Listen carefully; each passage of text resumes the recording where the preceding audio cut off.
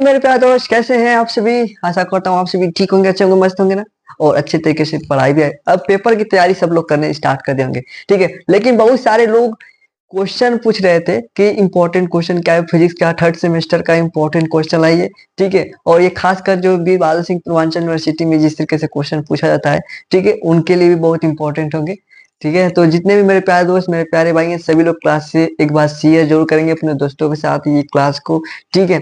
और इसमें आपको बताएंगे कि कौन कौन से आपके लिए इंपॉर्टेंट क्वेश्चन है, ठीक है। देखिए, इंपॉर्टेंट क्वेश्चन तक पूरा हमने लाया है। इंपॉर्टेंट क्वेश्चन, रिपीटेड क्वेश्चन है और पूछे जाते क्वेश्चन है।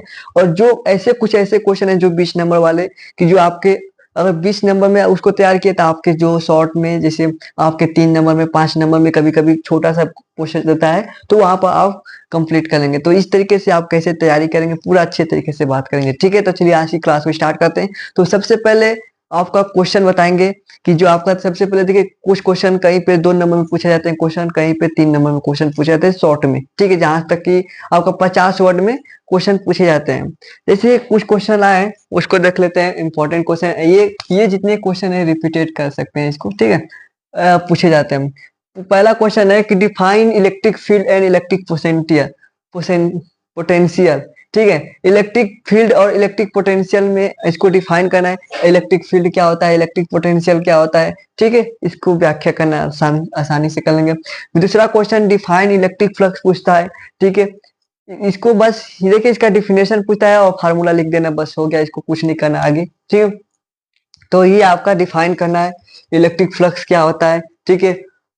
तीसरा नंबर क्वेश्चन कह रहा है कि राइट डाउन मैक्सवेल इक्वेशन। यहाँ पर देखिए, ये जो मैक्सवेल इक्वेशन है, तो आपको क्या क्या अच्छे कौन से टॉपिक को अच्छे तरीके से पढ़ना है, यहाँ पे लिख दे रहा हूं आपको। मैक्सवेल इक्वेशन, इसको आप अच्छे से पढ़िए। इसका लॉन्ग भी क्वेश्चन पूछता है। इसका क्या, इसका लॉन्ग भी क्वेश्चन 20 नंबर में पूछता है। इसको ध्यान से रखेंगे, इस पर लॉन्ग क्वेश्चन पूछता है, ठीक है। ये तो आपका क्या करना, बस यहाँ पर इंटीग्रल फॉर्म में इसको लिखना, मैक्सवेल इक्वेशन को इंटीग्रल फॉर्म में लिखना है। लेकिन यहाँ पर आपको इसमें क्या करना रहेगा, प्रूफ भी करना रहेगा, ठीक है।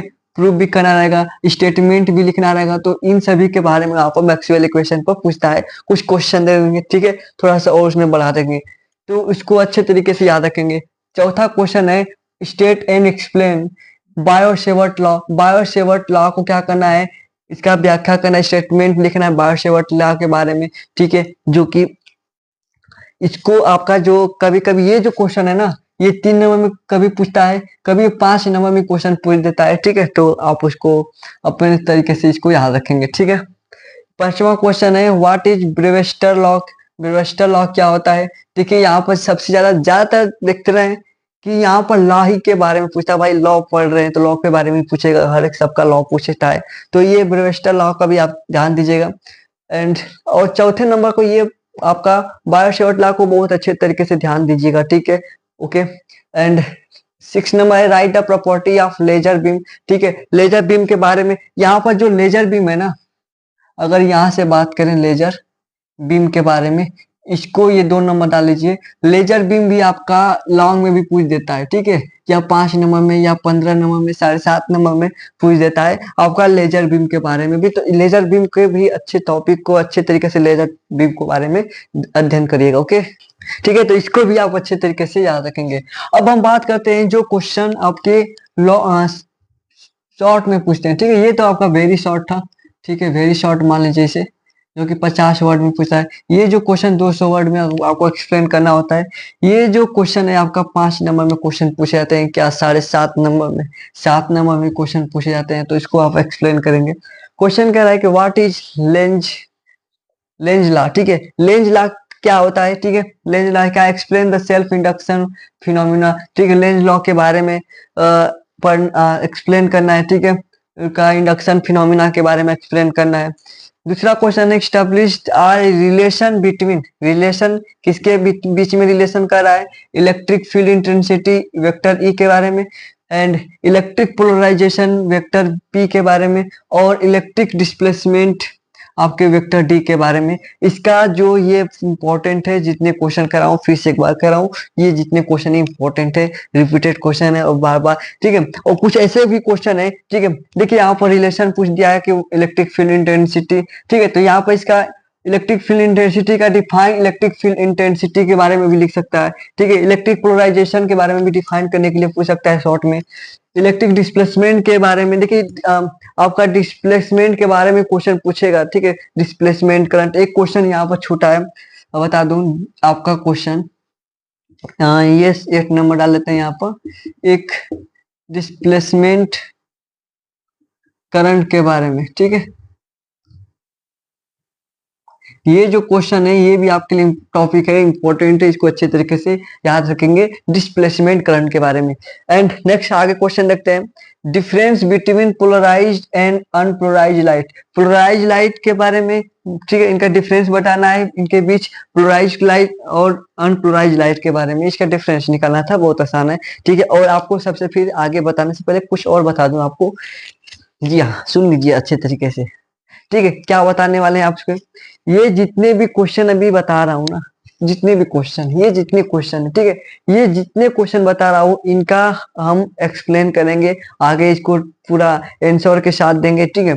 तो अगर आप कमेंट करते हैं कि इसका आंसर भी चाहिए, इनका पूरा एक्सप्लेनेशन भी चाहिए, इसका जैसे कुछ डेरिवेशन है इनका प्रूफ भी चाहिए, तो आप एक बार कमेंट जरूर करेंगे, आपके लिए वीडियो जरूर तैयार कर दूंगा। सिर्फ आप जितना जल्द कमेंट करते हैं उतना जल्द हम आपके लिए क्वेश्चन प्रूव करके आंसर देंगे, ठीक है।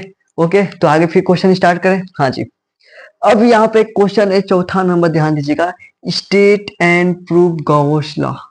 अब ये क्लास 12th में भी, ये क्लास 12th का भी कह सकते हैं, ठीक है, लेकिन क्लास 12th में बहुत अच्छे तरीके से पढ़े थे, बस वही, अगर थोड़ा मोड़ा क्लास 12th का याद होगा तो बस चिपका दिए यहाँ पर, लो भाई ये गॉस लॉ है, ठीक है, ये गॉस लॉ के बारे में। हाँ एक और बात, यहाँ पर गॉस लॉ के बारे में इसमें क्वेश्चन पूछे हैं कि नहीं पूछे हैं, लॉन्ग में पूछता है, ठीक है, गॉस लॉ के बारे में, ठीक है। गॉस लॉ से आपका इलेक्ट्रिक फील्ड भी ज्ञात करने के लिए पूछता है, ठीक है। इलेक्ट्रिक फील्ड ज्ञात कीजिए गॉस लॉ के से, ठीक है, गॉस लॉ से इलेक्ट्रिक फील्ड या इलेक्ट्रिक पोटेंशियल, मतलब इनके बारे में पूछ देता है, ठीक है।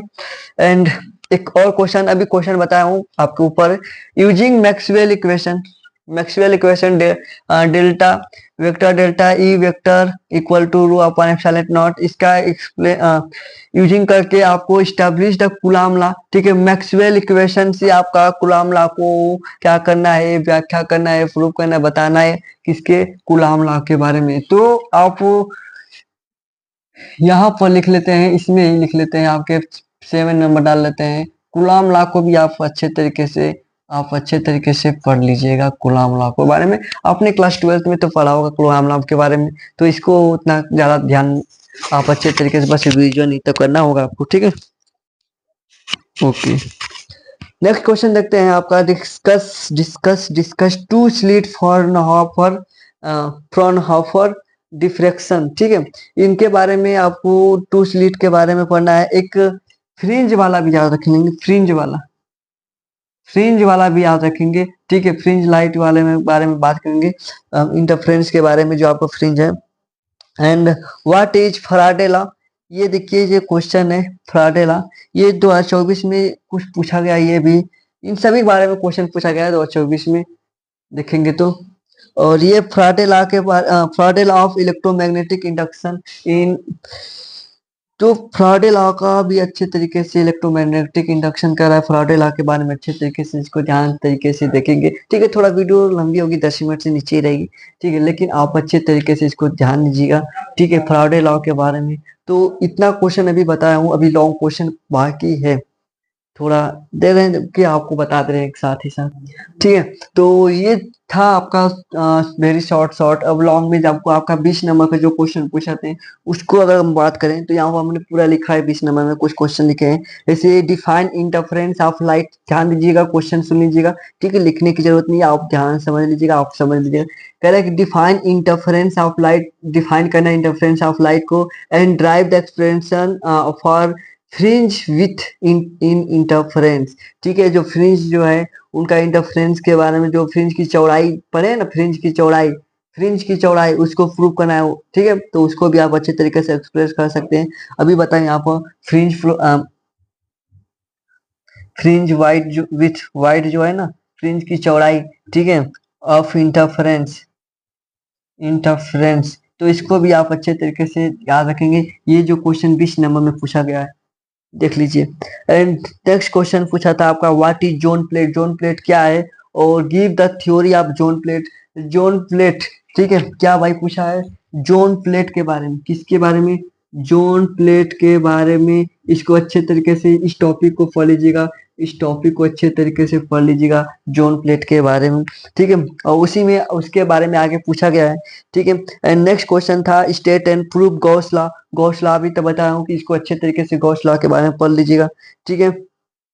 और क्या क्वेश्चन पूछा है, derive the equation for plane electromagnetic waves, ठीक है, इक्वेशन ड्राइव करना है आपका प्लेन इलेक्ट्रोमैग्नेटिक वेव, और दिखाना है कि direct the travel freeze space with the speed of light, speed of light के बारे में। तो इन सभी के बारे में आपको अच्छे तरीके से एक्सप्लेन करना है, अच्छे तरीके से प्रूव करना है, ठीक है। तो कैसा लगा, हाँ जी बताएंगे। ओके, माइक थोड़ा ऐसा लाइट खत्म हो गया, ठीक है।